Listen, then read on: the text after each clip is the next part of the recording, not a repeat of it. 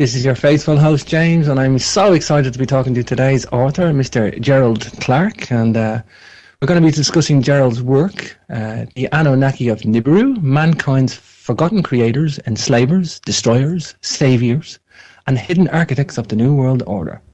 And Gerald is a mechanical engineer, and I just love having fellow engineers on the show to discuss ancient history. I seem to be collecting a lot of these authors on the show, and people can refer to the archives for the other shows. And this is what brings merit to the show. And Gerald's going to get into a little bit about his career and how he got into this wonderful subject himself. So I don't want to ruin the biography. And so without further ado, let's bring in our guest. Hi, Gerald. Welcome to the show. Welcome to Capricorn Radio. Hi, James. It's really great to be here, and I want to wish a warm welcome to all your listeners.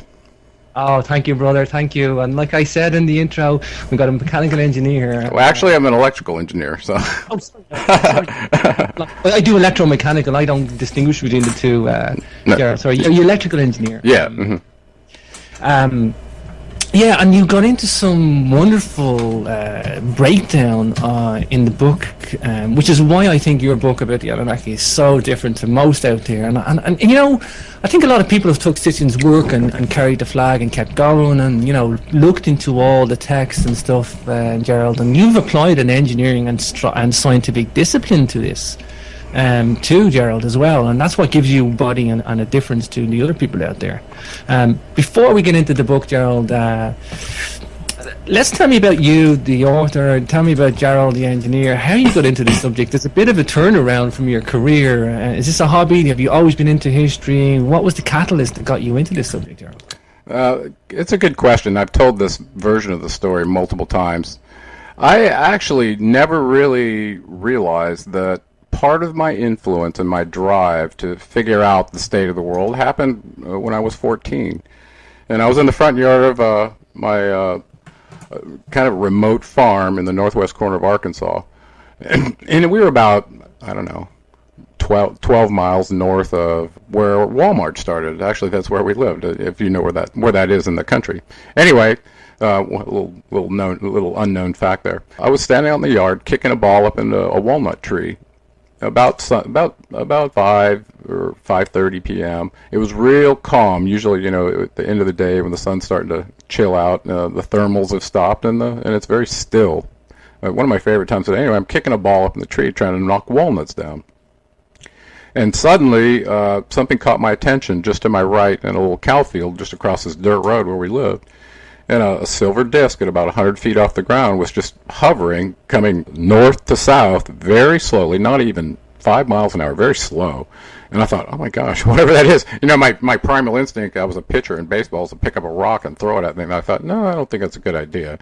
And I just sat and watched it. And then I ran the house, grabbed my mom, we went on the back porch and watched as it flew over our garden, right over our cow pasture, and then back over the wooded area in the back of our house. It was just rolling hills covered with trees. And it looks like broccoli in the summer when all the trees are in bloom.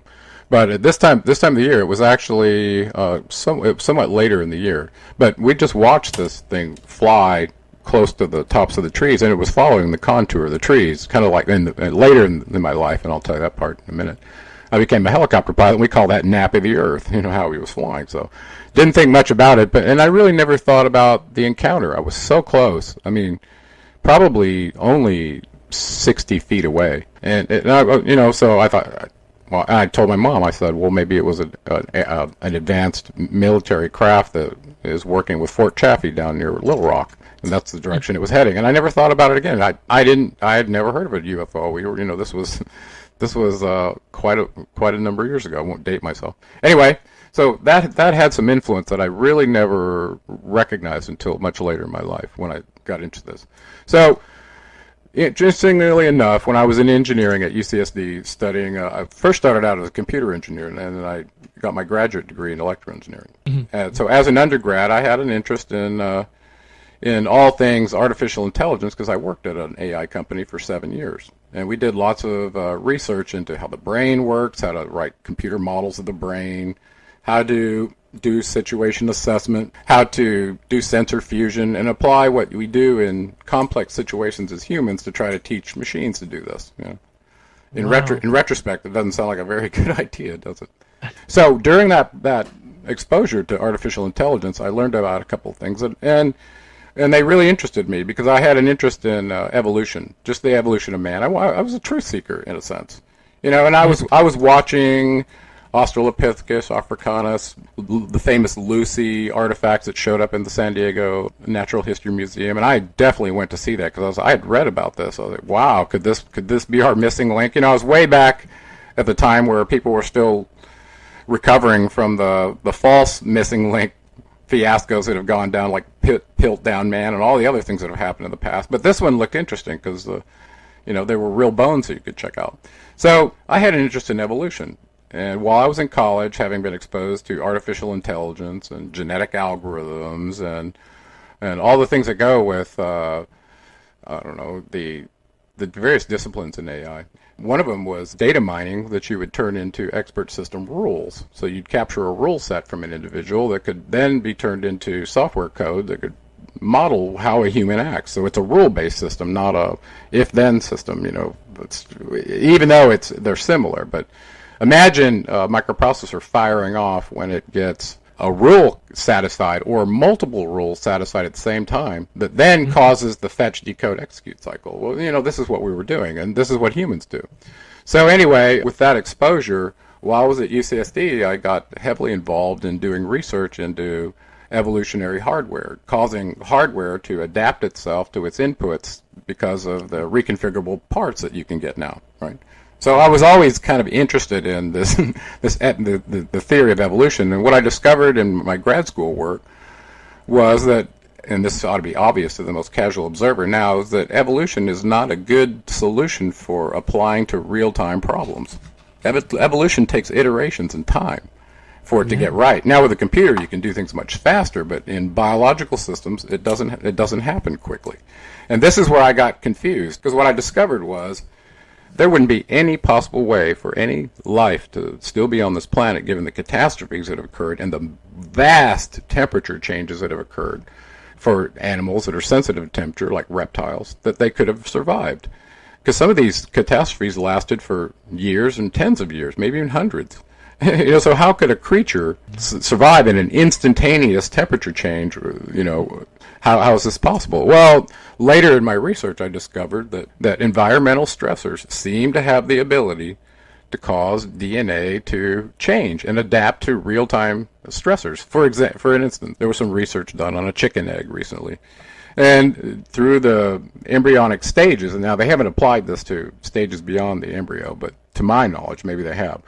But during the embryonic stages, you can introduce certain chemicals that would represent an environmental stressors could have a real-time impact as well. So I mentioned a chicken egg was under research recently, and as they added stressors to it while it was in its embryonic state, injecting certain chemicals to represent certain stressors that would have happened to the chicken, they were able to cause the DNA of this embryo to produce features that went way back in the chicken's history, even having feet that looked like a dinosaur, and teeth as well.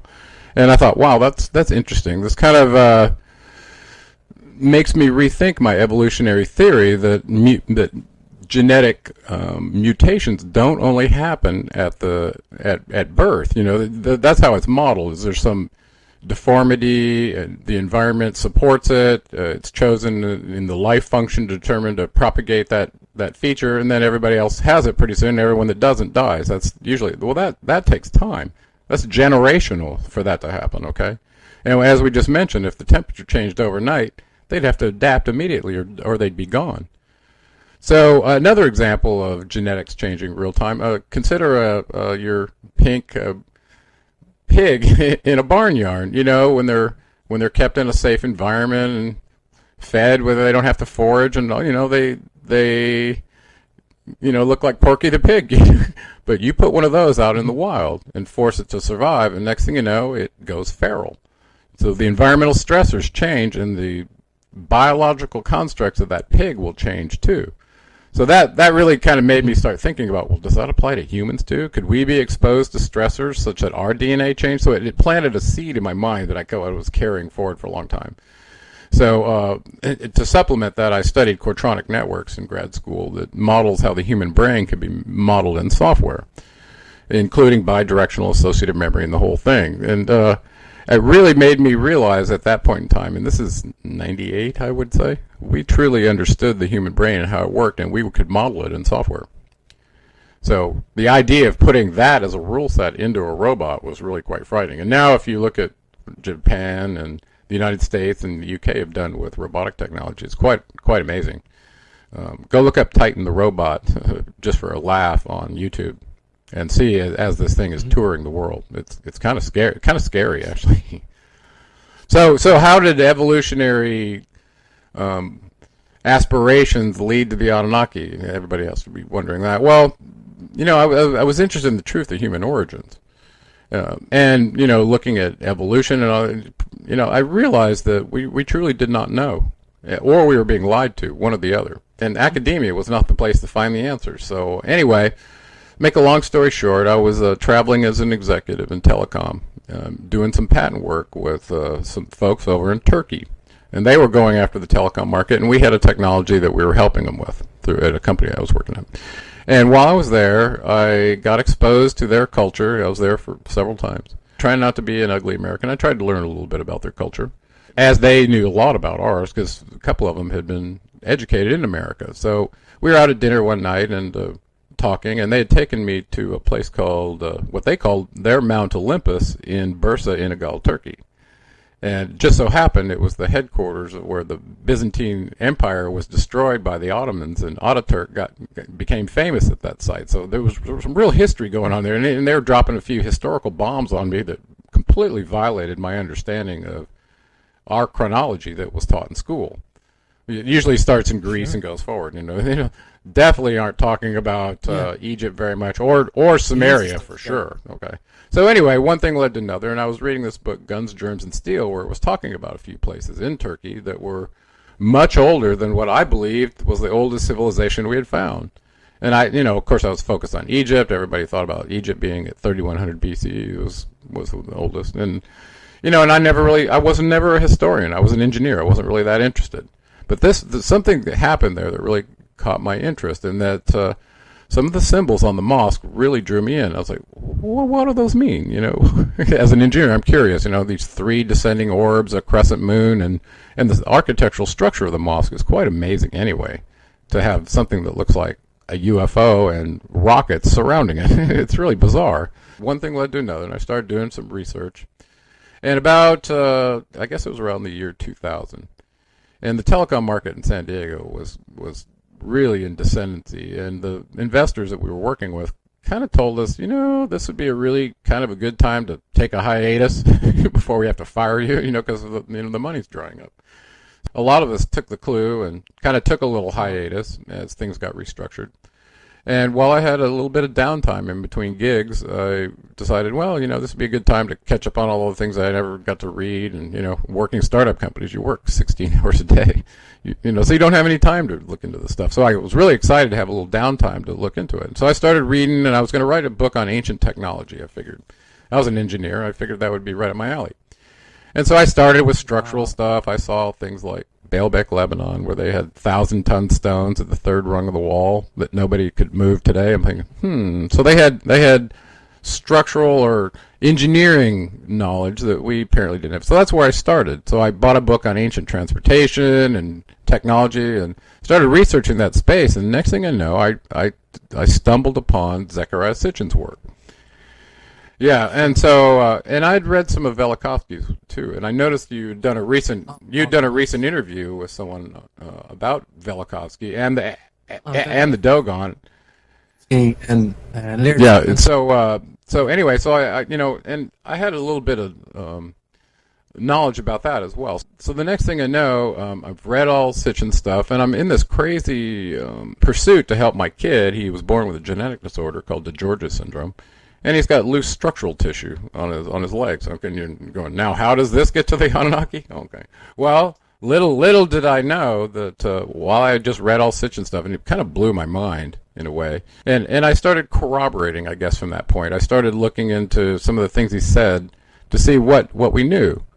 And so I, being an engineer, the first thing you're going to do is started jotting down all the darn names that showed up in his account. And that led to about a 7-foot genealogy table that starts out prehistory on Nibiru and goes all the way forward, includes the Sumerian kings list and some of the genealogy work from Lawrence Gardner. It was fabulous.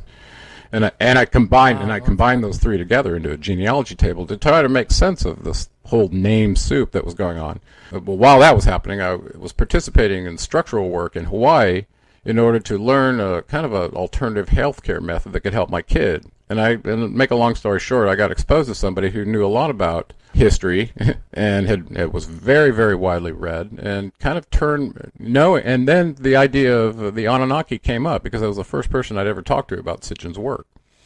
And so, it wasn't a long conversation, but it was enough trading back and forth of some of the tangible evidence I'd come across corroborating once I'd read his theory to look in further, and it bolstered me to look a little bit farther because I really respected this guy, and if he was willing to look into this and even talk about it, maybe I wasn't so crazy by looking into a theory about the origins of man that was so fantastic but was so scientific. It really appealed to the left side of my brain. So starting out, Zecharia Sitchin told us to go read some really important documents that inspired him on his search for human origins, and two of them he mentioned was the Enuma Elish and the Atrahasis. And so I jotted this down, and I was a Sitchinite totally by that time anyway, because I read all his stuff, even the latest stuff that he's just published. And so, and I found it fascinating, and I took notes, and I studied this, and I compared it with his timelines, and I checked to see what evidence was in Africa, what had been discovered with our infrared satellites to determine what objects were in our solar system that nobody was telling us about, and blah blah blah. Okay, so I was in a corroboration mode for quite a while, so I started writing this book, the Anunnaki of Nibiru. I guess I would say 2004. So I've been looking at this stuff since 2000. I started writing it in 2004. I was very excited. I figured I'd stumble on something that everybody needed to know, especially after decoding the Enuma Elish and the Atrahasis. I kind of came up with what I call my God table that let me track their names across multiple cultures, and I put this in my book so people would have it.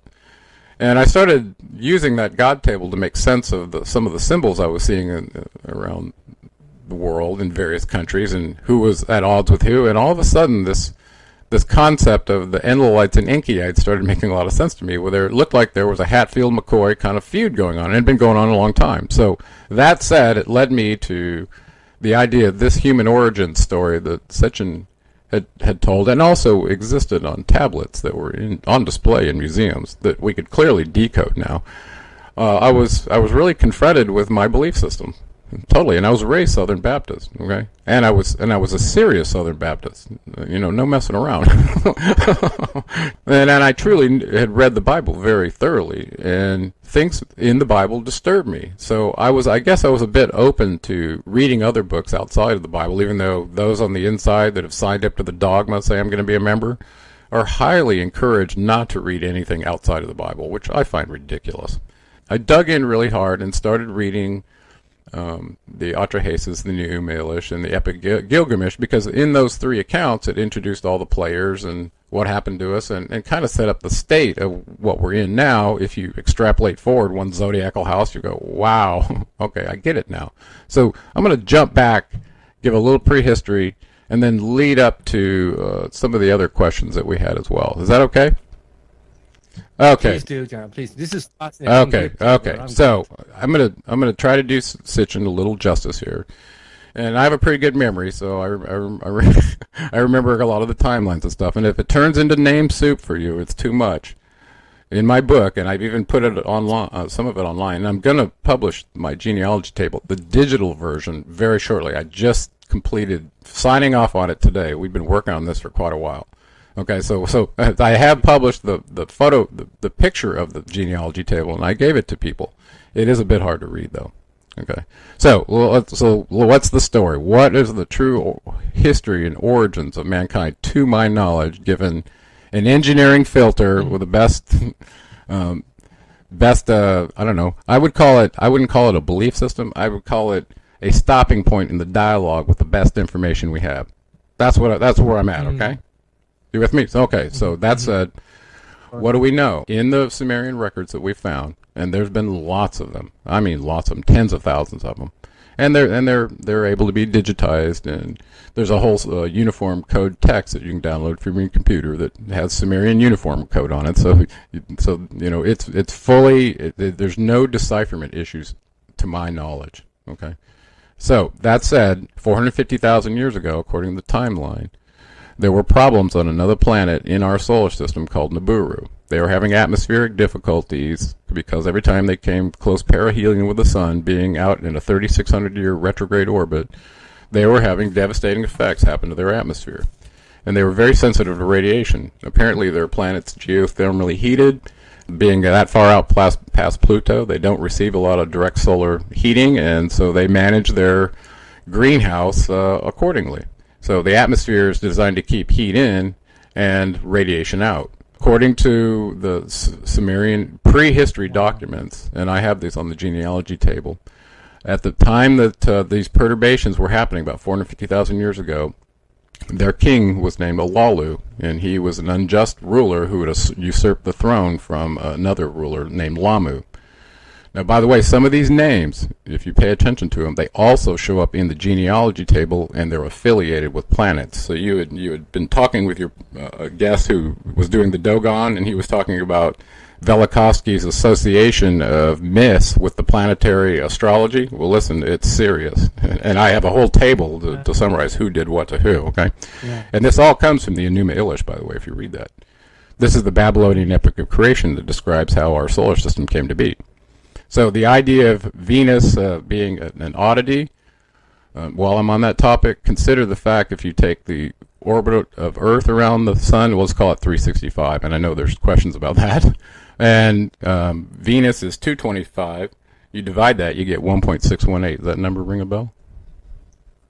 Yeah, wow. That's a trip, huh? That's the number, the design number phi that shows up everywhere. So, so that comes from the Fibonacci sequence. We're doing the I never. Yeah, where you divide, where you divide the previous the Fibonacci number by its previous, and after a very short order, it collapses to 1.618. This is the design number of quote unquote God to a lot of people. Yeah. And the Italians use it for the design of beauty. Right, right. Well, this number went into building all kinds of architectures. It's in your body. It's everywhere. So I found that very interesting that Earth and Venus were uniquely related that way. None of the other ones are the way. I checked, being an engineer. So where were we? So 450,000 years ago, disturbances on the planet, atmospheric problems, Olalu's in charge. He basically has an encounter with his rightful cupbearer who was supposed to be in charge, and his name was Anu. And he's in my genealogy table as well. His wife's name was Antu. Anu finally had enough of this unjust ruler. They had a wrestling match. That's how they solved things there. Naked. Very interesting. They wrestled, he won. Olalu then was going to be, after he lost the rulership, he was going to be tried for his usurpation where he pushed somebody out the window. And about that time, he got a space vessel, left Nibiru, escaped, and he was going to be exiled anyway. He escaped into exile and landed on the Earth. Well, apparently they'd been doing spectroscopic studies of all the planets in retrograde orbit. They had a mobile observatory and had discovered gold on the Earth. And gold being such a great radiation shield, we use it in space on rad hard parts and all kinds of things now. Clearly they knew about it. And he reported back to Nibiru that there was gold here, and he wanted back in. He didn't want to be in exile. So he was using this as a leverage to help mitigate their environmental problems and get his political way. Well, Anu then decided, okay, so he sent his firstborn son, who was a scientist, their premier scientist. His planet affiliation was Neptune. He was called Ea Nudimmud in the Enuma Elish account, but his actual name to us on Earth was Enki. So Enki, about 5,000 years later, about 445,000 years ago, came to Earth. He landed in the Persian Gulf in a vessel in his fish suit, walked ashore, decided that he was going to connect with Olalu, and then determined whether this report of gold was true. They did find gold in the Persian Gulf, and it was both in monoatomic form and in colloidal solution in the ocean, and that's how they were going to mine it initially. So they built the city of Eridu, right where the Tigris and Euphrates meet, and empty into the Persian Gulf. So the very first city on the planet that we know of, at least from that civilization, was about 445,000 years ago. And it still exists today, and you can see it from Google Earth. The bricks are sticking out of the sand. It does not look like it's been excavated, and I cannot understand why. That said, they weren't getting gold fast enough, and apparently Lalu then had another encounter with Anu there on the planet, and he ended up in his final exile because he did not get back in on Mars, where they built a pyramid edifying his face there where he died. So the pyramid on Mars is Lalu's face. Very, very interesting. And there was one of his, I think it was Anzu. Well, one of the Anzu clan also went there with him and died. So Enki proceeded to try to get gold. Apparently he wasn't getting it fast enough in the Persian Gulf. He then was vectored to Africa, the southeast corner of Africa, down along the Zambezi River. And apparently they were successful there, started mining gold. He had brought about 50 workers with him initially. They were called the Igigi, I-G-I-G-I, that shows up in the Atrahasis account. And after many shars, according to the Atrahasis, well, shars 3,600 years. And you can verify that in the Sumerian kings list, though, because they list their rulerships in shars. So 8 shars, for instance, is 28,800 years if you look at the first Sumerian king. Wow.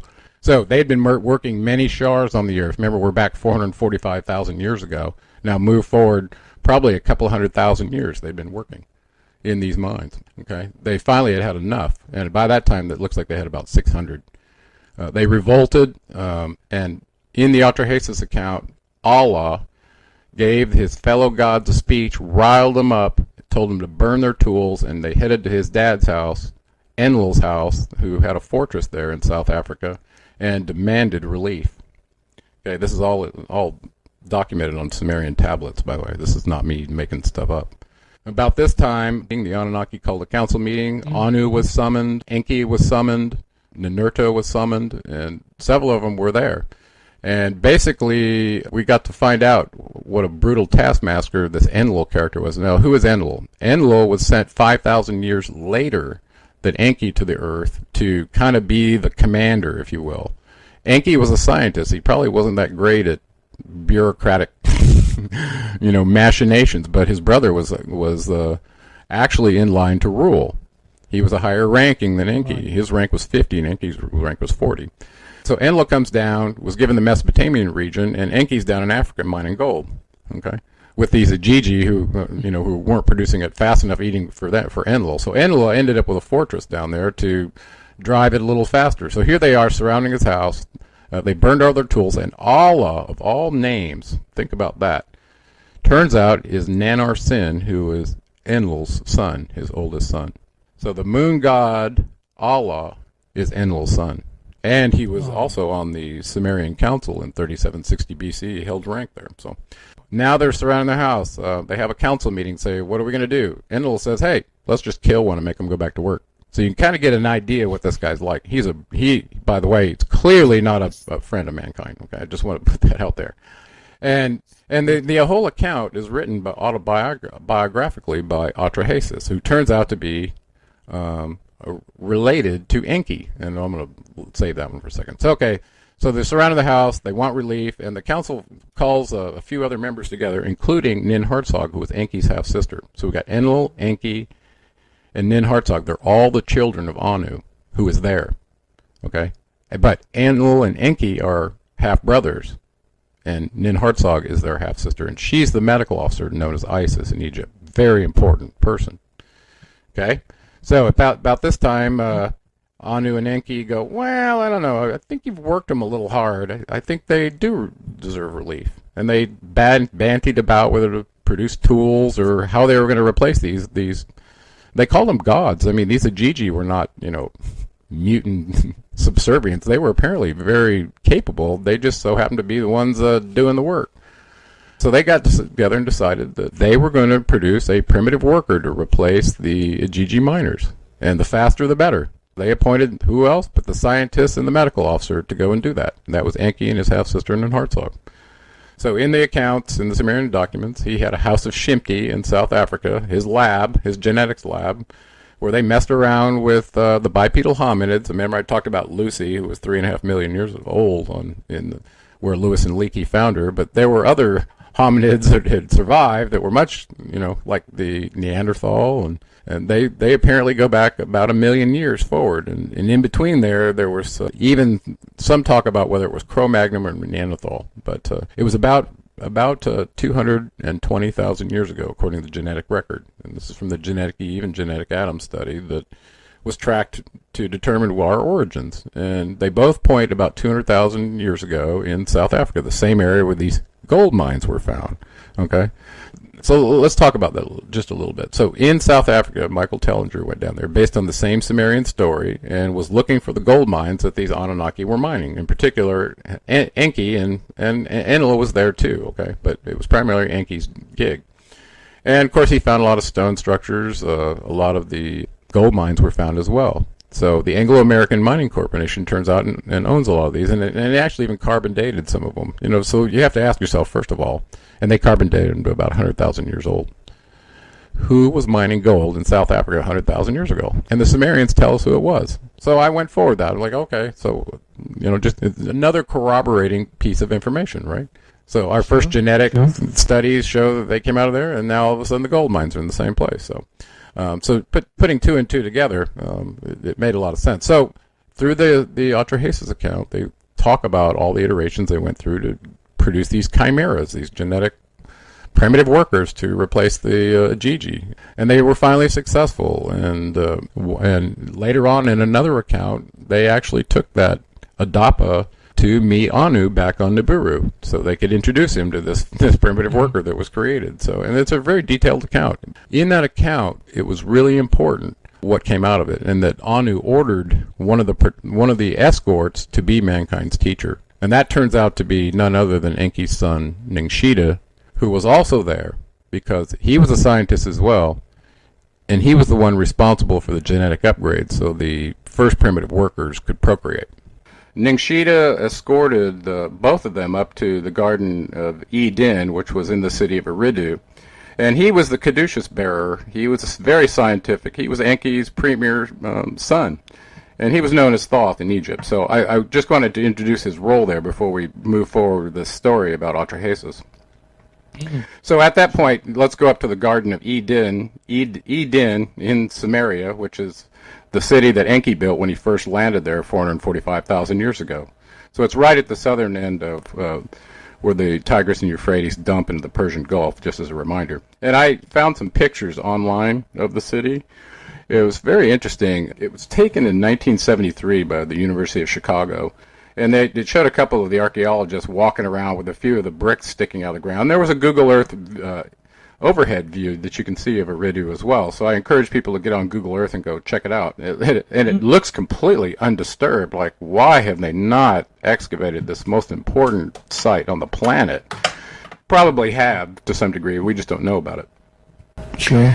So at the Garden of Eden, Enki and Enlil were there primarily. So this is your Genesis account of the Garden of Eden. Now you realize the Sumerian account is much older, and who was really there. So they were there to observe this genetic upgrade that Ningshita had performed, so that these primitive workers that were the chimeric combination of the Anunnaki, Enki himself, along with ovum from a female bipedal hominid that they found roaming on the steppes of Africa. So that's really who we are, a mixture of Anunnaki and Neanderthal genes.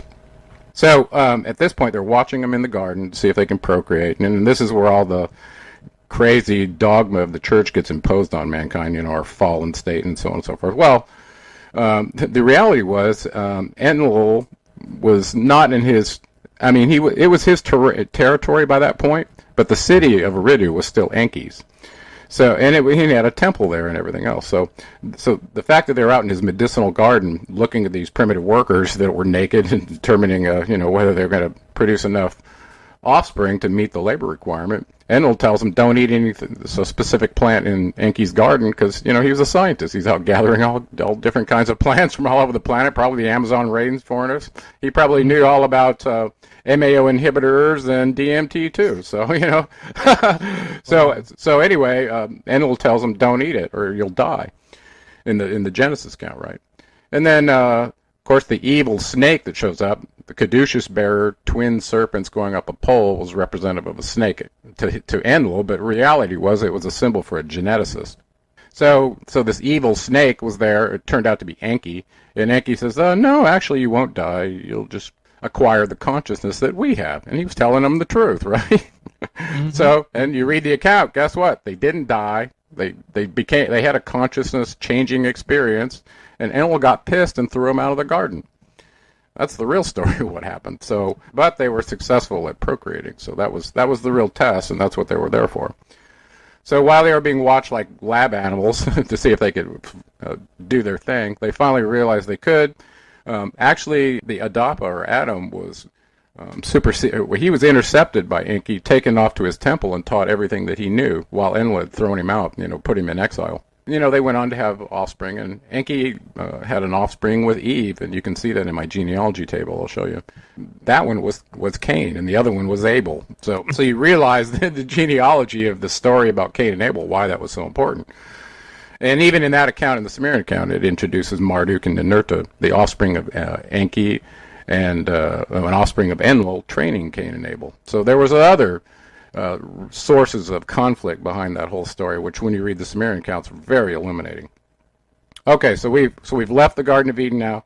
Let's fast forward 600 years of the successful breeding program that's been implemented by the Anunnaki. And if you go back to Genesis as well, when the flood came, it was 600 years after Noah was the king of the city of Shuruppak.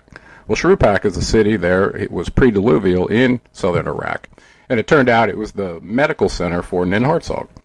Okay, so he's the king of the city, and she's the medical officer that's taken up residence there. So keep that in mind as you now reread that. Well, at this point, apparently Enlil had been watching some of the primitive workers that he'd absconded with from South Africa and brought them up to Mesopotamia to serve him. And, he was still letting them run around naked like animals, drinking out of puddles, like animals. And apparently something that they were doing was really pissing him off. And he called a council meeting, and this is in the Atrahasis account. After 600 years, he said the people had grown too broad, and they were bellowing like a bull, and he wanted them silenced. So he decided somehow this council agreed to his wishes. He was the top of the council anyway, holding the Lord of the Earth command at rank 50. Well, in the Atrahasis account, he asked that a disease be introduced to the populace for culling them. Now imagine that. Imagine that as a governing methodology here in the United States or there in Ireland, Well, yeah, we got too many people and they're making too much noise, so just introduce this disease over here. Genocide. It's total genocide. Premeditated genocide. Okay, so it started, and I'll just fast forward and not get too negative on this because we've got a lot of ground to cover. So he introduced a couple of diseases, a Saku disease, a Ripu disease. That didn't do enough damage, and you can read in the Atrahasis with the effects of these diseases. It was nasty. I remind you of the Black Plague, Black Death in Europe in the Middle Ages. Sure. So then that wasn't enough. Cut off the food, cut off the water, anything he could to get rid of these primitive workers that his genetic half-brother was conducting a genetic war against him and occupying and controlling the earth. That's how he probably viewed it as a commander. Right? He had no problem wiping them out whatsoever. Now, were they evil all the time like the canonical Bible says? I don't know. Maybe, but they were also down in the mines working their ass off day and night for Enlil, so maybe they weren't evil while they were doing that. You know what I'm saying? Yeah. So let's go forward. The final act that Enlil asked his half-brother to do to get rid of the humans was to bring a flood and destroy the rest of them. And each iteration of these attacks by Enlil on the populace, these genocidal incursions, Enki pushed back, and he used and counseled Atrahasis on what to do about it. He actually, at one point, he reminded me of Gandhi and how he told, when they cut off the food supply, he told them to bake bread and go give it to one of Enlil's kids. I can't remember which one. It wasn't Iskar. I think it was Nintaba. Yeah, it was Nintaba, and he was the one that controlled the grains, apparently. Well, so they were given the task to go shame him into stopping what he was doing by baking him a nice couple of loaves of bread. And apparently, these tactics that Enki came up with worked for a while. Finally, Enlil had enough. Well, absolutely ordered his brother. He was a higher-ranking guy. He was like, do it. Bring a flood and wipe them out. And The whole council was sworn to secrecy, not to tell anyone that it was going to happen. Now, whether it was, and there's controversy over this, whether it was the passing of Nibiru that caused the flood by breaking off a polar ice cap and causing a huge tsunami, which was reported by them, by the way. Whether it was that or whether Enki actually had something to do with it. I think actually, knowing Enki as a benefactor, I don't think he would have done that. But if some event was coming and he was sworn not to tell anyone about it, that's a possibility, especially if it was a natural event. Mm. So apparently he swore his oath. He then decided to go to the king of Shurupak's house and talk to the wall and disclose the story without actually talking to Atrahasis himself. So Atrahasis is the name of the account. It turns out another name, he had other names, okay? And of course, we know him as Noah, right? But they knew him as Ziusudra and Atrahasis, and in the Epic of Gilgamesh, they called him Utnapishtim, okay? So Gilgamesh referred to him as Utnapishtim, he of the far away, or he who had found life, I think is what he referred to. So anyway, Enki discloses to Atrahasis at the reed hut that this flood's coming to get his boat. And he's the king of Shurupak. So now he's got to tell the elders some story that they're going to believe so he can get out. So Enki told him that he was having problems with his half-brother Enlil, and that since it was now Enlil's territory, that he had to leave.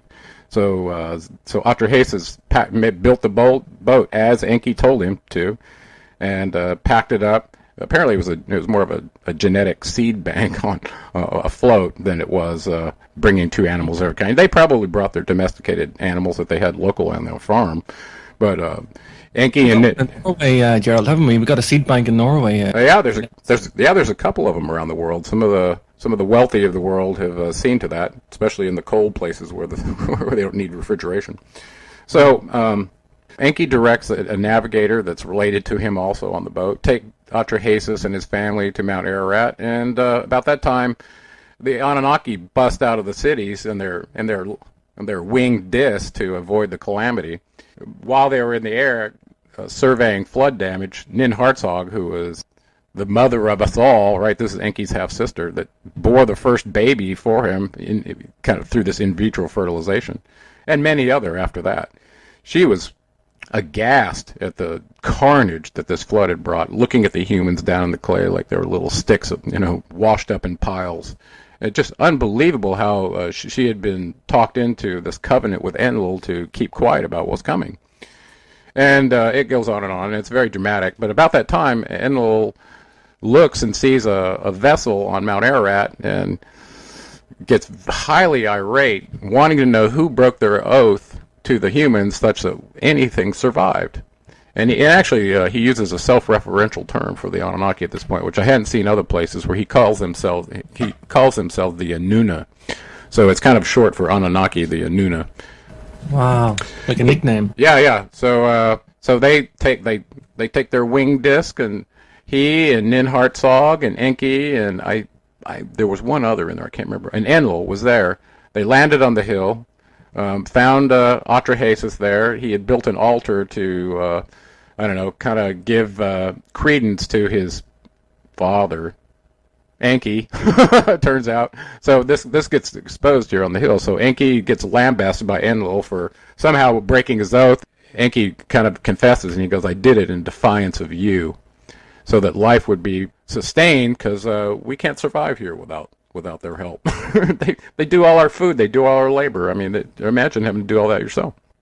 Mm. So then at that point he finally admits to Enlil that Atrahasis is his son, and that's why he saved him. So the idea that Noah was Enki's son is so important. Now think about the whole silly Noah movie that just came out, and what a red herring that whole thing is.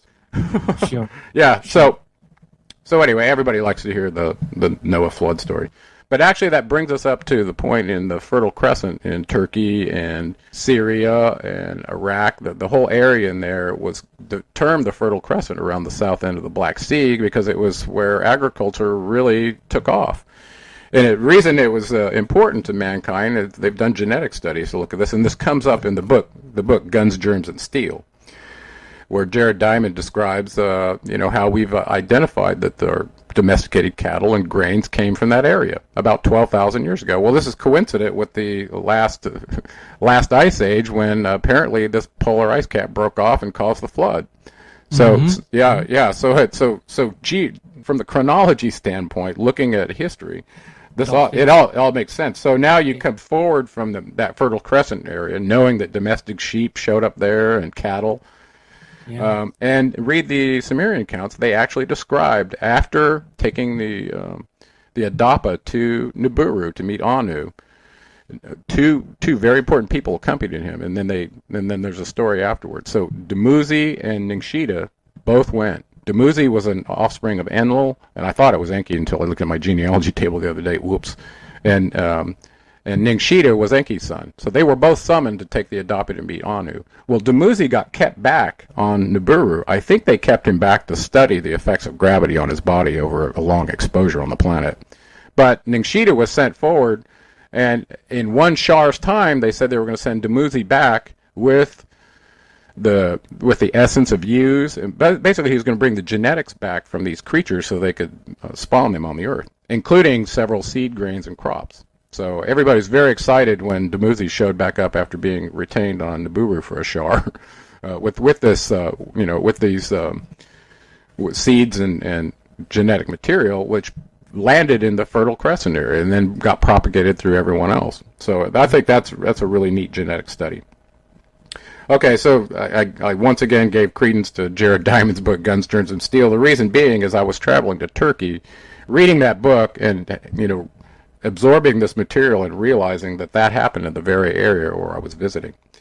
Wow. Yeah, so... You were in Kayak in Turkey on business, weren't you? Yeah, well, I actually landed in Istanbul, and then I got onto a vessel at the Sea of Marmara where they cross over, and from the Black Sea crosses over to the Strait of Bosphorus, and then there's a bridge there connecting Europe and Asia, and then on the other side of that is the Black Sea. So the Black Sea to the north, the Sea of Marmara, is where it spilled over the Strait of Bosphorus to the south near Istanbul. And you go just farther down into the Sea of Marmara there. On one of those shores is where Schliemann found the city of Troy. So it was right. It was right in that area. You've got it. So it's really amazing. Anyway, how did I get on Turkey? Oh, so now we kind of have an idea of the flood and forward. So at this point, you can start asking some pretty hard questions like, well, did they leave or did they stay? And a lot of people want to know that because they want to know if they're influencing governments and their lives here on Earth, right? So what we know, go ahead. Sure, yeah. I mean, like these guys are warring factions. This is our history. I pretty much accept this, Gerald. I mean, I see the Sumerian count from many authors, and I love your stuff, Gerald, because you have a wide spectrum to look at this from an engineering science perspective. But, are these guys still here? That's the bit. If they were there in the past, well, why aren't they still here today? Are they here? Are they, is this battle for the resources where it's still going on, Gerald? Well, that's a very good question. So let me give you kind of a little background information. While they were here doing their mining operation and they're controlling their bond heaven earth so they could stay in touch with Nibiru, that fell under... It actually fell under Ninhartsog's authority. She got given the Sinai Peninsula as her region, even though the Enlil looked like he assumed it was his and treated it as such. Warring factions, this Sumerian history we're talking about, these guys are battling over Earth's resources in ancient times. Are they still here? Okay. Right. Who's good, who's bad, who's going to win? Right, okay. So I wanted to start with a little tidbit that I brought before and I lost track of that question because of that. There was a point in time where an emissary was sent from Nibiru to the higher-ranking Anunnaki council members to give them a message, and this was I believe it was circa 500 BCE time frame. Okay. And about that time, and his name was Galzu, and he was a classmate with Ninhartsog back on Nibiru. And he also was the one that indicated to her that she was experiencing more advanced aging than he was, and because they were peers in classroom, and she had aged much more than he had. And he pointed that out on a visit. Well, on his next message to them, it was very urgent that they get this message from Anu to them. And the message was and he only specified a certain number of people, and it looked like it was the early lead party from the Anunnaki that came to the Earth and had been here too long. Apparently, gravity had affected their bodies in a way that they had not perceived. And because of the adaptation their bodies had made to the gravity field, if they went back to Nibiru, they couldn't operate normally, and it was purported that they would die. So really bad news. Enlil did not take it well. So what am I telling you is that by about 500 BCE, a whole bunch of them left. They were given the choice to stay on the Earth and not be enslaved to the gravity field, or they could go back to Nibiru. Okay. So who was here that was on the advanced team? Enki and Enlil and Ninhartsog and Nanarsin and Enlil's son Allah, who shows up in the Ultra-Hasis count, Ninurta, Ningshita, and a couple others. And all their offspring that were the offspring of the Greek demigods, right, and the Egyptian demigods, those were all their offspring, and a lot of them ended up staying too. So now that we know that they had to stay because of their enslavement to the gravity field. It's a tough call, isn't it, Gerald? I mean, yeah, imagine. Yeah, you're on Earth as an outpost, and you're like, well, you might have to stay forever now. Well, that actually, it was interesting because the ones that had noble character said, well, we started this mission and we're going to see it through, and these are our creation, and we're here with them. And that was Enki and Ninhartsog and Ningshita types. Of course, he was ordered by Anu to be mankind's teacher. Don't forget that. Very, very important, his role. That was Mercury, Thoth, Hermes, okay, the same being, the one who wrote the Emerald Tablets. So from an exopolitical standpoint, assuming these warring factions are still here, which they are, have the wars stopped in the last zodiacal age? Nope. Nope. They're still going on. And it's pretty clear right now what they valued. They valued fuel for their vessels, materials for their beautiful temples, and apparently gold for couple of purposes. Yeah, to put it into a powder form and spread it like talcum powder in their atmosphere to shield radiation. That seemed to be a losing battle, though. I mean, imagine every time it goes around the sun, you got to redo this. So that was like a quick fix. This monatomic gold was like a quick fix system, Gerald. Well, they were actually debating respawning volcanoes on their planet, having all the sulfur gases and stuff, and to spew up and recreate an artificial layer for them using nuclear weapons in their account. This was about 450,000 years ago. That's what spawned them to leave to come to the Earth in the first place, or to get something that they got ionized in their atmosphere that would act as a proper shield. Now, are there other places in the solar system to get gold? Probably. But if for some reason the Earth had at least enough that was over their threshold, they decided it was worthwhile to come here and get it. And you can clearly see from the gold mines in South Africa establishing gold as the currency for our world economy, and all the other reasons, and all the shenanigans that went on with earlier religions and conquests over getting gold. It was, so there was a reason for that, and there were forces behind the governments and the queens and the explorers to go and do that, and it was the Anunnaki. So let's talk about this aging problem. Apparently, some of the solutions they came up with were hormonal. For instance, there are hormones that come from horse urine, and there are hormones that come from various places that we use today. Well, apparently, from the female Anunnaki Babylonian birth goddesses, is what they called them, from their menstrual flow, certain hormones were created that actually activated the pineal gland. And so these ancient rituals of Hieros, Gatnos, and some of the others involved that knowledge, where they were using the chalice and the flower, the flower, think about that monthly flowing. But as they progressed, it seems like their knowledge advanced in metallurgy, and they figured out how to achieve the same thing with a monoatomic element. And this is a really interesting story out of Hathor's Temple, which is on Mount Sinai, and we've discovered it, and it's been explored. This is where Lawrence Gardner disclosed the fact that they had found lots of monoatomic gold underneath a stone in the floor. Awesome research, Lawrence. Yeah, he was really terrific, really great genealogist too.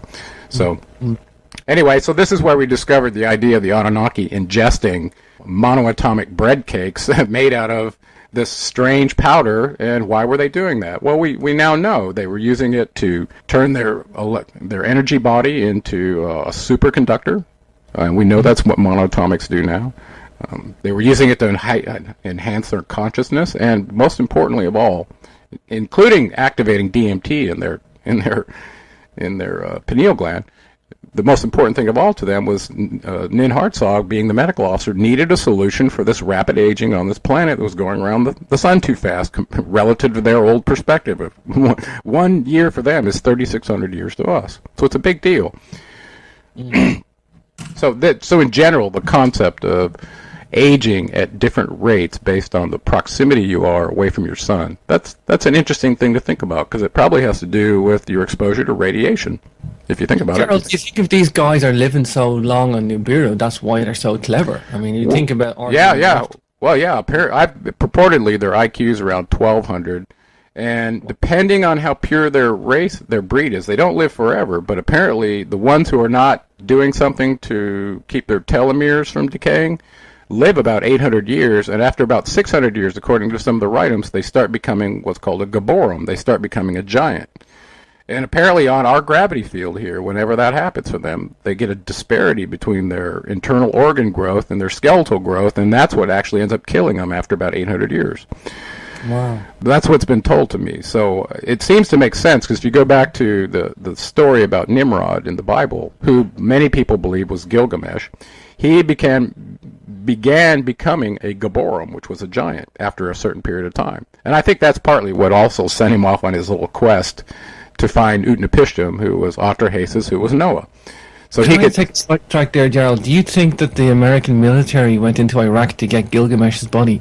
Did you read about that? Yeah, in 1991, I thought that was really interesting. Saddam Hussein was dealing with the United States military, about to go rout him out of Kuwait, but at the same time, he was running a huge engineering project to empty where the Tigris and Euphrates were emptying down into the reeded area that used to dump into the Persian Gulf, and he was trying to get all that water out there around the city of Uruk, because that was where Gilgamesh was king, circa 2900 BC. Yeah, huge engineering project he's doing. So while he's doing that, once he got it dry, he brought in a team of Germans with a magnetometer so he could find, map out the city, and it turned out to be over 5 kilometers in size. Wow. So they found the walls that Gilgamesh described and all the stuff he described in his epic, including where he said his grave was going to be. So that was reported by the BBC in a press release in 2003, that they had found Gilgamesh's grave. And that's about the last we heard of it. Well, if they found his grave, knowing his mother was Ninsun, his father was Lugalbanda, and he was on the Sumerian king's list, very important.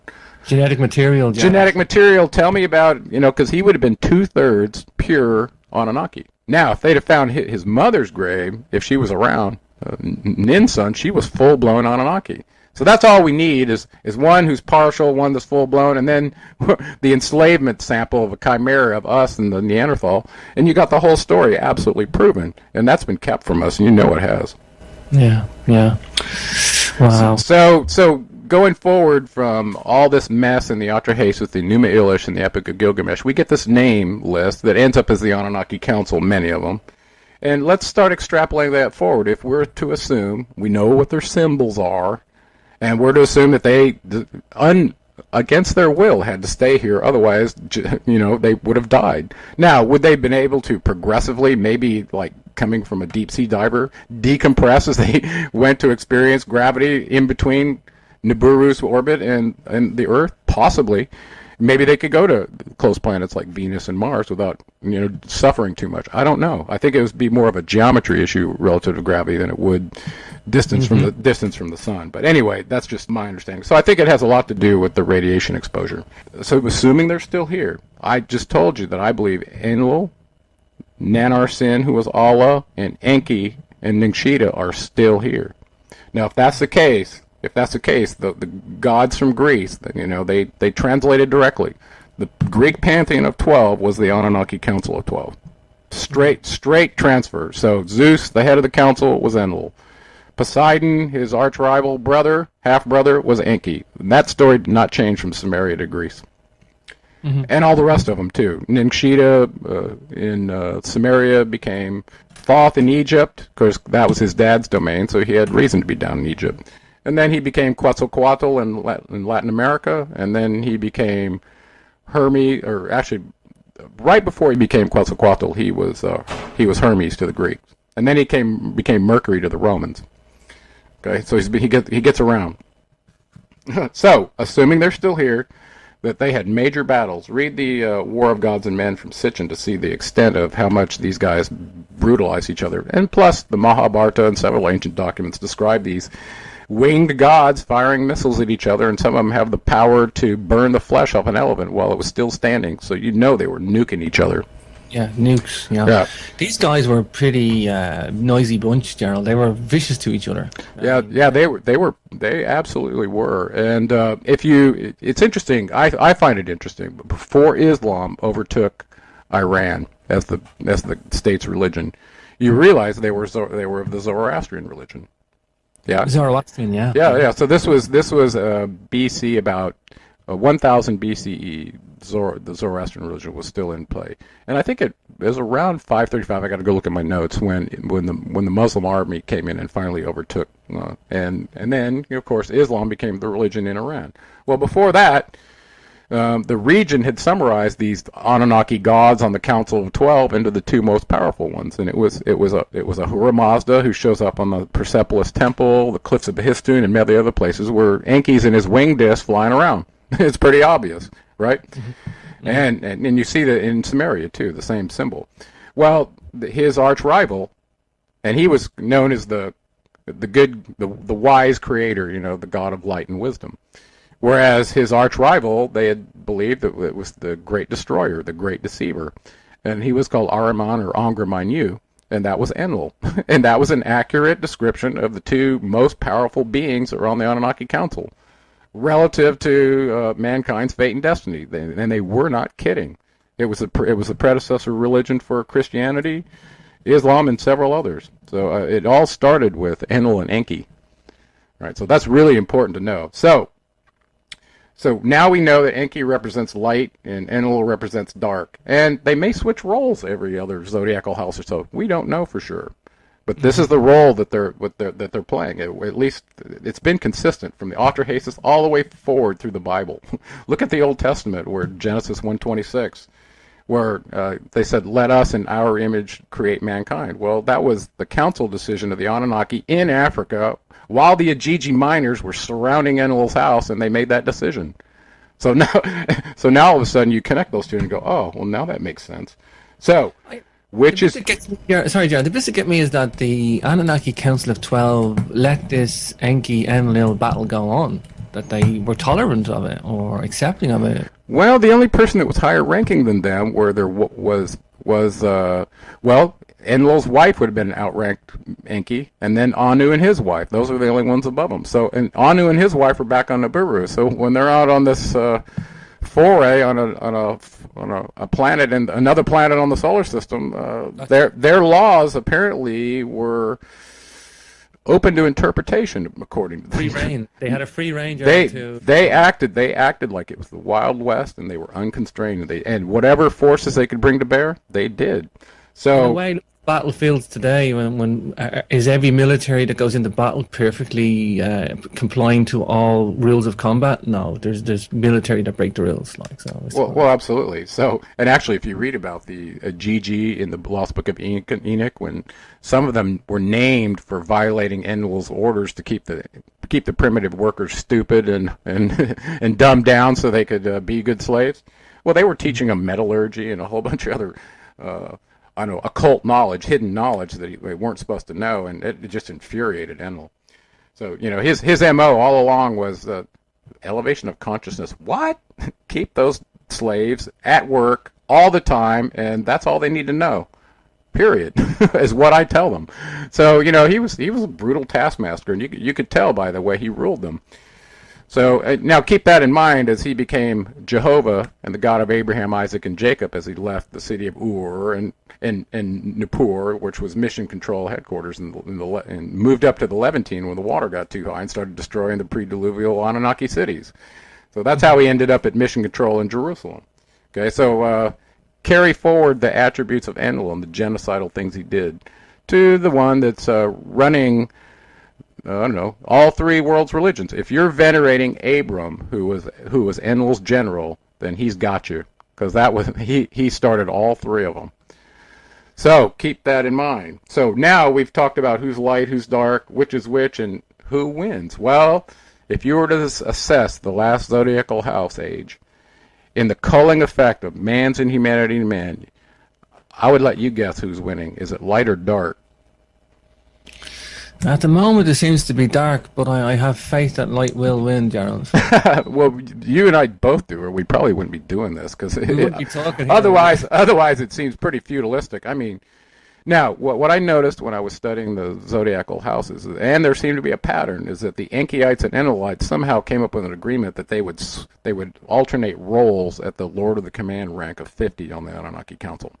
So you get an Enlilite, meaning you got Ninurta or Nanarsin or Isker Adad or one of his kids, and they'd have to be an offspring of him and his half-sister to be in line to rule. Or you got Enki and his offspring, and there were several of them, okay? He had 10 kids himself on Atlantis that he made kings, Enki did. So anyway, so all of a sudden you see this ping-ponging effect back and forth. So you could if you could find one place in the zodiacal house where you knew who was in charge, then from that point forward, each zodiacal house, you could kind of, well, does it seem to be following the positive, negative that you see in the zodiacal wheel? It seems to. So Pisces was a negative polarity cycle. That means an Enlilite was in charge. It makes sense to me. So it's kind of a simple theory, but I started checking it out. It seems to work. So at the end of Pisces, when you enter Aquarius, it was pretty clear to me you're going to see another Anunnaki Council change. So about every 2,160 years to expect that. And we're seeing that exactly. Sure. Yeah, Gerald, for me, well, this is questions for everybody. This is for the audience to voice this general question, but how do we cope with the 1,000 years of deceptive history? For me, I always seek the truth, Gerald. I know I have to sift through a lot of BS, and I have to sift through a lot of manipulation and sift through a lot of deception or misdirection or disinformation to get to where I have to go. But I always believe that the truth will percolate to the top if you seek it long enough. And I think that's my coping behavior. But is that what we got to do? Is that we've got to raise the awareness? Is that how we cope with this thousands of years of deception? Well, if you remember Rene Descartes, he was in this philosopher. He decided he was going to cast off everything he believed and then start over and listen. And anything he gleaned or learned, he wanted to do it of his own accord without taking on the authority of someone else. That's a great mind experiment, but it's probably not reality, because when you're young and you're invulnerable, how could you be of the consciousness to do that? So you're already too far gone. So what I tried to do is you can look at people generically and say, well, people have beliefs, and they generally use them to establish a mental framework for dealing with the range of issues that get thrown at them in this life. And the penultimate one is they're trying to establish beliefs that lead to meaning. They want to know that they're here for a reason. Why are they here? What's their purpose? And that's why these questions about the Sumerian origin are so important, because when you find out exactly what Anu told Ningshita, Thoth, our teacher, what he told him what to do to teach us, and what our lot was in this life, it makes a lot more sense. And all of a sudden, everybody's on the same page, and there isn't this warring. Okay. So how do you cope? Well, what I generally try to do is, like you, seek the truth. Of course, I've got my belief systems, but when I find that they get confronted, I generally try to view the belief as a stopping place in a Socratic dialogue. It's the best information I have at the time, given somebody was supposedly telling me the truth. Well, when you find out everything that you have is a lie, at this point, the only way out of this spell, this trap in your head, is to trust your feelings. You've got to go back to the gut primitive intelligence that you have as part of your reptilian system, that you can tell the difference between truth and false, and it's based on how you feel. It's not in your head, so you're going to have to read and look at this stuff yourself, and when it resonates true with you, and you ignore it, then you're doing it at your own peril. But if you pay attention with the feeling of truth, it will lead you to the right place. So, Is that a coping mechanism? No. Is it uncomfortable to cast off everything and wrestle with it? It takes years, actually, for me to untangle some of the beliefs that I still had that were based on all these lies. But were you shocked in a way, Gerald, when you kind of had this discovery process? I'm sure there was a mainstream academia that you followed. I did too. I mean, oh, absolutely. I was very screwed. Listen, I had a BS filter pretty thick, and I took years.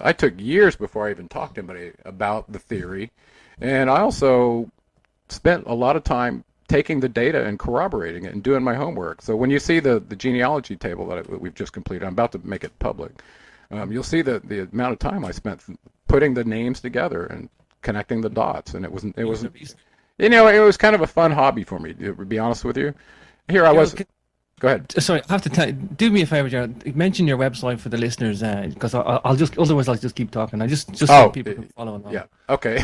So my website is geraldclark77.com, and on there, GeraldClark 77.com, and on there there are links to my Facebook page. It's Gerald-Clark, and my YouTube channel and all that kind of stuff. So follow the links and check it out. And my book and my wife's book, Meatless Mainstays for Modern Man, is available on Amazon. And my book is The Anunnaki of Nibiru.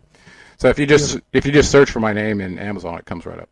Anyway, so as far as that goes, this deceptive history, I think it's, if you come forward in time now, realizing that multiple governments have disclosed what they know about alien presence on this planet, including Canada and Mexico and several others.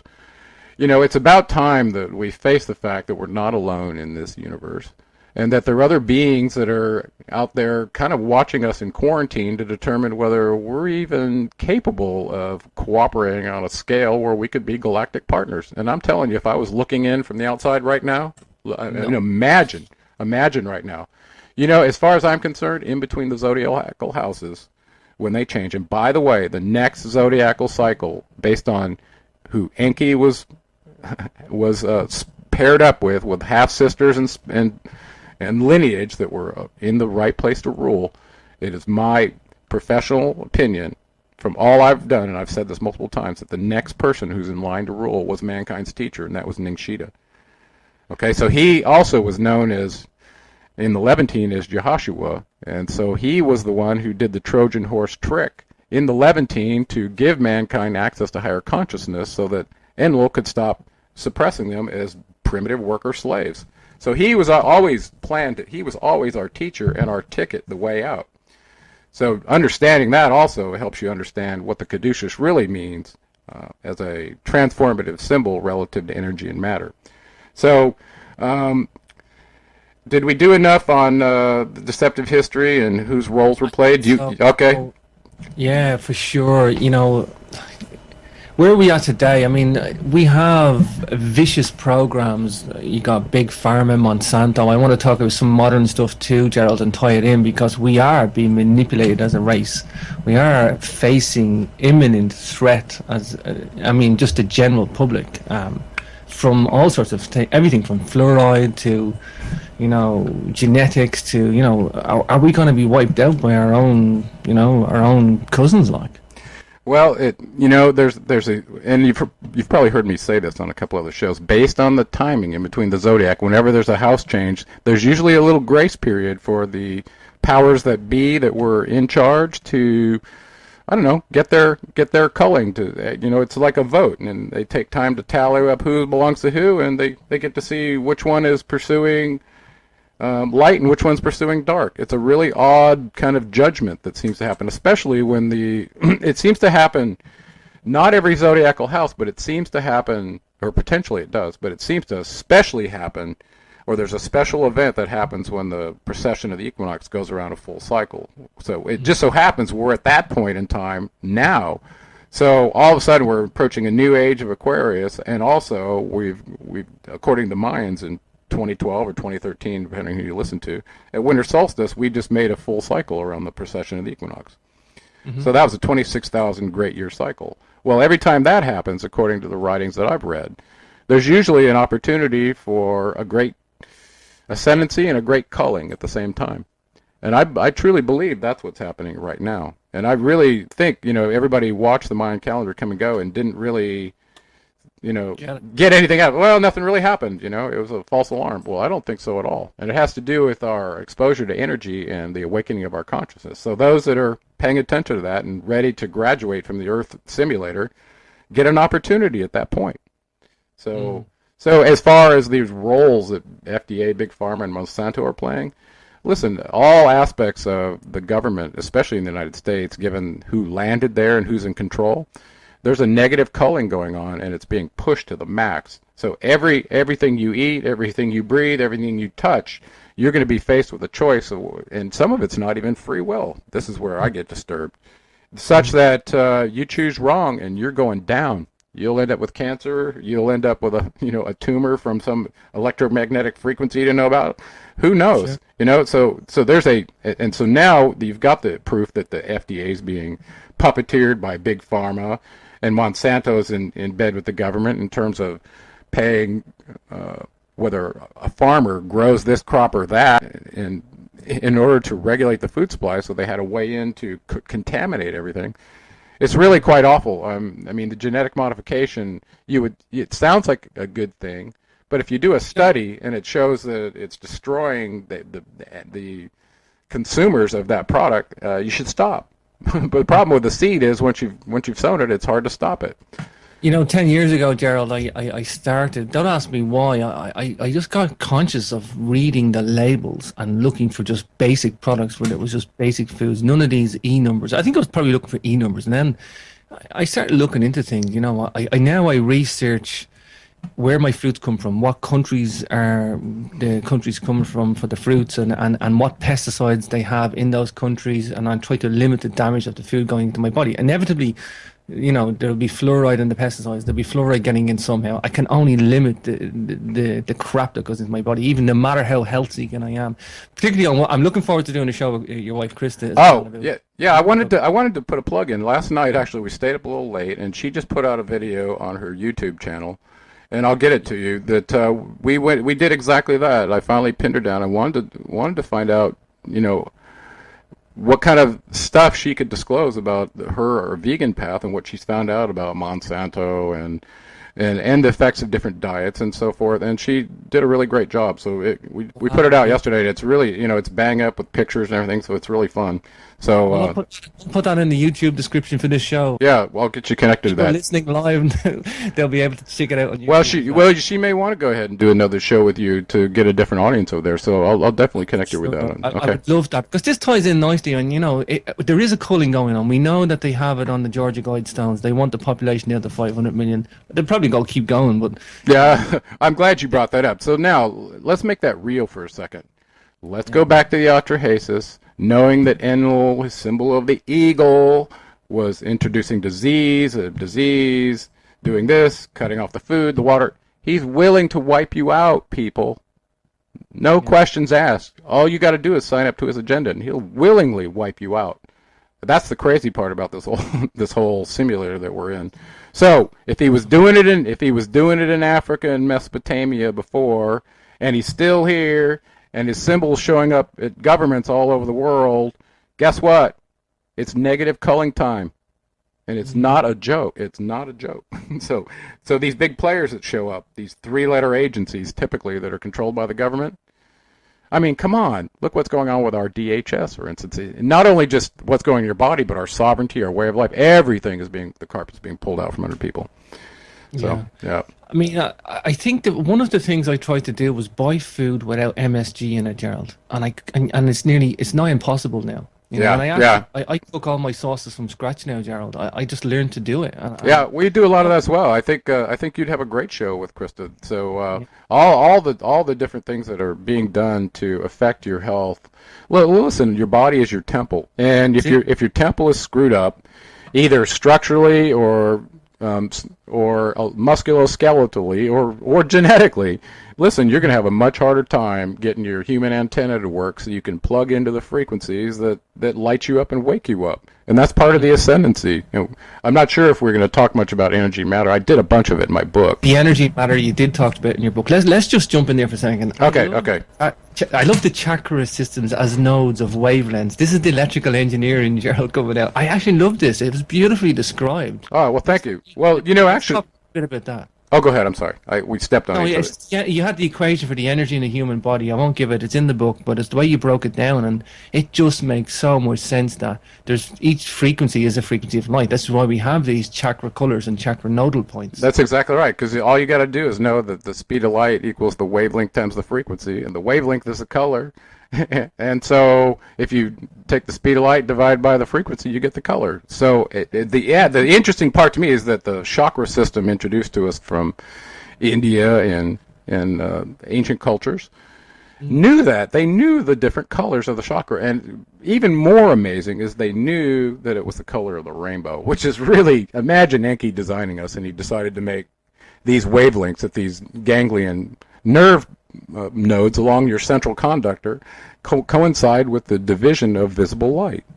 I did a master's in Research Sciences Society. I was actually going to go and do something else, a PhD in physics, and I never did. I just took a master's in research, and I chose to do Babylonian Sumerian cylinder seals, and I was studying them from an engineering perspective and a cultural perspective. But I soon realized, Gerald, that these guys were using all these different colored crystals. They have, maybe they were picking the energy off the crystals. I don't know, but it's like they carved these cylinder seals, Gerald. Now, these cylinder seals are reverse embossed, so that when you roll them into clay, there's a raised bump surface. I'm sure you know this. Right. I saw a little special on one of those recently, and they could not figure out how they had done this image in reverse at such granular detail. Yeah, I mean, you need a microscope. Sometimes you can't even see the image till it's rolled in the clay, you know. And it's what they carved them. It's like sometimes they use soft stone, like a calcite, anites and diorites and crystals and rock crystals. Sometimes they're multicolored chalcedonies that you can't even see the image. It's the worst substance to carve into, Gerald. Yet they have this technology to do it. And not only that, I think they chose the subject, these crystals, for their energy, or, you know. And of course, they wore them around the neck as well, like pendants. So I somehow thought they chose the material for its energy, or its. Well, there's an amazing story in some of the work I was reading, some of it from Sitchin, where Marduk had been holed up inside the Giza pyramid, where he was put into exile for asserting his rulership 24 years too early. He became the he got the rank of 50 about 2000 BCE and took it away from Enlil. Well, in part of getting there, he had a lot of problems. But one of the accounts, Ninurta actually went into the pyramid, the Giza pyramid, and took out several crystals that they were using for. I think they were using them for. Yeah, they were using crystals apparently for communication and also for sound healing effects inside the pyramid. So that was really interesting. But there was an account where Ninurta went out and took them out and seemed to affect their bond heaven-earth communication. So that was interesting. And the idea that they did use crystals a lot, and they knew a lot about energy and matter that we don't know. Wow.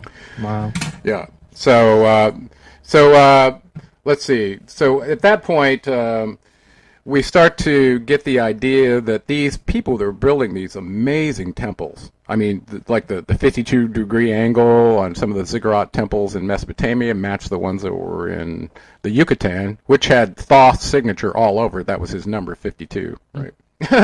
So anyway, so all of a sudden you start looking around currently, exopolitically in the world, go, well, if they're still here and if they're marionetting us to cull the population, do this, produce their technology, build their underground cities, everything else that we've done, what's the role of these secret societies, and how are the Illuminati and the Masons playing their role in this new world order? Okay, so. I'm glad you brought that up. I just come back from Austria, as you know, Gerald, with Klaus Donner, and I mean, that place is Illuminati central. There's Masonic stuff everywhere there, you know. Yeah. It's in your face. There's pentagons and, you know, the causeways, everything in the city. The Skull and Bones societies there. Everything is built into the churches. From like, it's frightening. It's absolutely right. Well, I want to lay something out before we get started. Imagine that the greatest deception of all is taking your creator and making him out to be some evil destroyer. Okay, Enlil made sure that happened through the Catholic Church all the way through time. From the time that the Catholic Church became a reality under Constantine till now, that infrastructure has been in place to shut people up and maintain control.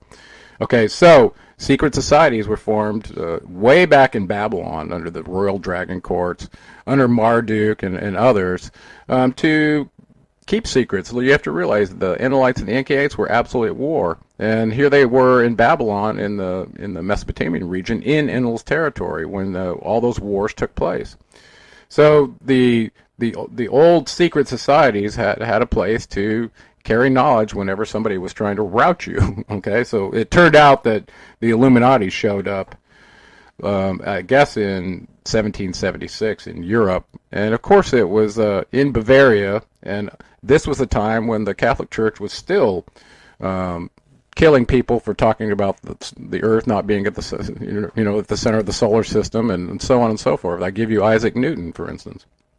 Okay, so the Masons also, though, all go all the way back to Babylon, as far as I'm concerned, and they have a lineage that progresses forward through the Knights Templar and so on and so forth. But so you have to ask yourself, why did the Illuminati in Europe all of a sudden infiltrate the Masons, and the church was absolutely opposed to people being part of the Masonic order? Well, so this was their way of trying to destroy the Masons. Well, the original Masonic charter appears to have been something that I would generally call influenced by Enki. Okay, the ability to use scientific knowledge to cut stone, stack it up really nice, and do it in such a way where you're using sacred geometry as well. I mean, this was all incorporated into their knowledge, even in the castles in Europe. Mm-hmm. So what role are they playing? Well, it's hard to tell, because once they started infiltrating each other, it was hard to know which was which. But now what I see as the symbols showing up on their structure has me very confused, because it looks like the Illuminati under the Catholic Church, and who's worshiping Lucifer, right? They've got a Lucifer scope. They've been doing their homilies at Easter in the last 2 years in Latin, saying exactly that they venerate Lucifer. And so when you find out that the Illuminati is venerating Lucifer, they're doing it. They're part of the same gig. Okay, and this is an Enlilite gig. Very, very destructive. So as far as the Vatican's role, well, it should be pretty clear through their Jesuit order in setting up the Federal Reserve and controlling all the world's banks. They are the source of banking, in essence, and so they're playing the financier role, but they're also playing a religious role relative to fulfilling Enlil's wishes through his prophets, and this is where Bible prophecy comes in, involving the prophets Ezekiel and Daniel, and also in the teachings of Malachi, when he was talking about the last pope and he counted them off, and this shows up in several of the books. We're at the last pope right now, so that's very interesting. So in my opinion, right now, the Vatican's playing the role of fostering a place to harbor an ancient astronaut who's a genocidal murderer who's going to declare himself God on the Temple Mount, just like he wrote to his prophets that he was going to do. Now listen, if they live as long as they do, what's a zodiacal house to make a little prediction like that 2,000 years? It's nothing. These guys, minimally, the first kings in the Sumerian kings list were serving 28,800 years on their term. That's not how long they live. That's how long they serve. And now, how's that possible? I want to kind of jump back to something real quick before we talk about the Illuminati and the Masons anymore. In 2009, 3 scientists were awarded a Nobel Prize for their research into telomeres. And this genetic research, and just real quickly, I'll just summarize it. If you can find the precursor to the chemical telomerase in your body, and it's in significant quantities, then your telomeres at the end of your DNA don't decay. They don't shorten. Your cell replication doesn't cause decay, which is where you come up with aging. Okay, that's what causes aging. So they discovered okay, so back to the Starfire Gold. The Anunnaki knew this. They were taking Starfire Gold to prevent their aging. That's on the guidance of Nin Hartzog, okay? So I wanted to put that to rest and then come back to... Now, let's come back to the current time with the New World Order thing. So on the dollar bill, you see this unfinished pyramid and the all-seeing eye. And I want you to keep in mind that these symbols that are being implemented to bring about a new world order, coincident with the change in our zodiacal house, by the way. That's no coincidence. So this world order, if you look at it, you go, well, if it was brought about by Enki and his clan for the benefit of mankind, giving us all the technology to get rid of fossil fuels, no more healthcare problems, fix our genetics, wow, we would be living a utopian existence. right? Whereas if you let the other side do it, you're probably going to be living in a brave new world, if you know what I'm saying. Yeah. And so just because they were Anunnaki from another planet, the religious right will tell you, oh, they're all fallen angels and they're all demons. Well, apparently their personalities range just as far as ours do on this planet, everything from serial killers to saints. So if you're disparaging the one who genetically augmented and created you, I guess that's within your right. But I don't know. They venerated the creator of all, but at the same time, would you venerate somebody who was in a genetics lab today that created a chimera that had sentient consciousness? Would you? Yeah, I know what you mean. I don't know. I mean, there's how many? There's probably. A question of perspective, Gerald. It is. You know, if they just created you and turned you on your own, and you weren't capable of surviving, and you just died instantly, yeah, you'd be kind of looked at as a crappy creator. But if you actually took care of your creation and tried to protect it and allow it to evolve to the point where you were, and did it, you know, in a fair fight, then I guess I'll, you know, I'd be okay with that. I guess I don't know. It's part of the question of whether the gate with which they gave us to ascend is wide enough. Mm-hmm. Wow. So what a fascinating discussion, Gerald. Isn't it fascinating? This is enlightening because you brought some new knowledge that I wasn't quite aware of, and that's why I love doing the shows, Gerald. I love doing this because, you know, I'm knowledgeable in a lot of the material. I like getting into a new book and doing this and coming up with new knowledge. And I like the way you present the knowledge, Gerald. It's a scientific and it's a very wide spectrum that you have. You know, and there's very few people that would rise to that challenge too. You need to be enthusiastic too, Gerald, as well as having the skill set. That or just a little disturbed.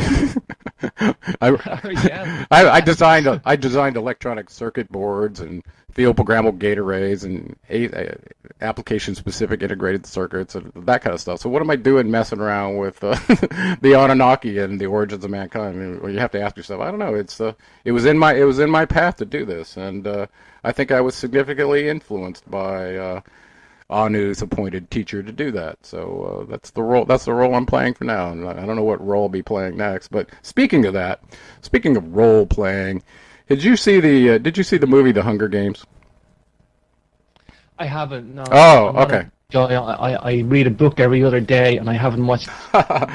This one I'd encourage you. And also, there was another movie called The 13th Floor, and then there was another one called The Truman Show. And they're all kind of different takes on virtual reality or a 3D environment that might be simulated, okay?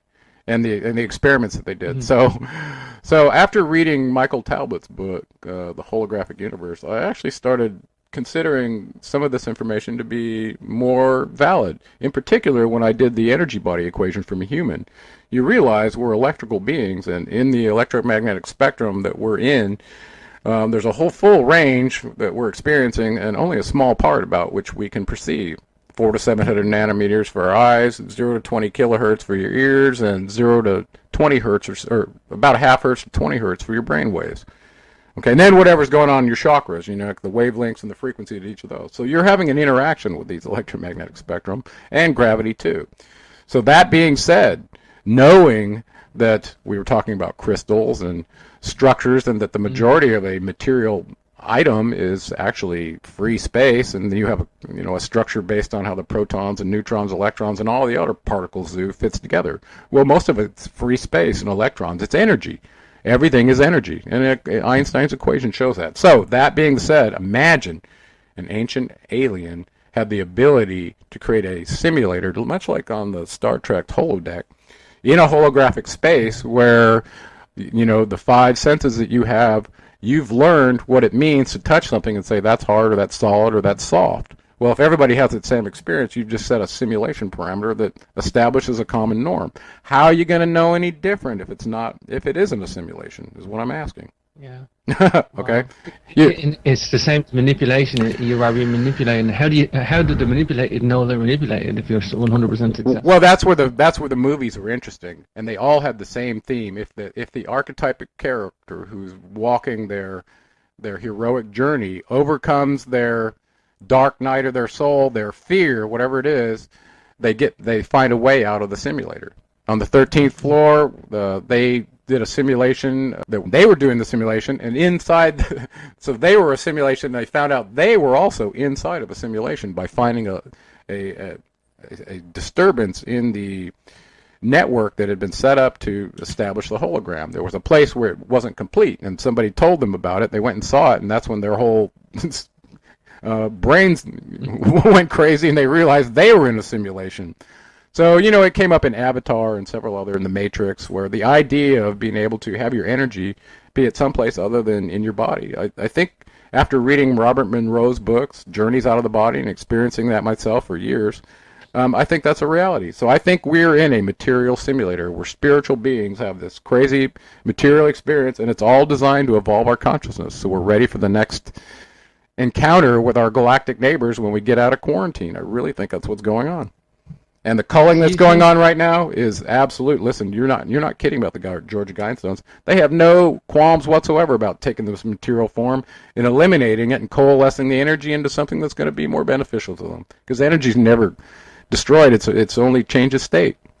Yeah, for sure. I just want to throw this one in, Gerald, off topic, back to Nibiru. Do you think the 1983 Iris satellite picked it up? Do you think that was a definite picking up Nibiru on the radar? Well, I did a video on my website. I posted it where Zecharia Sitchin went to Washington, D.C., and he sat down after having sent him his book, The 12th Planet, in 1976 when he wrote it. He sent it to him later. This was 83, like you said.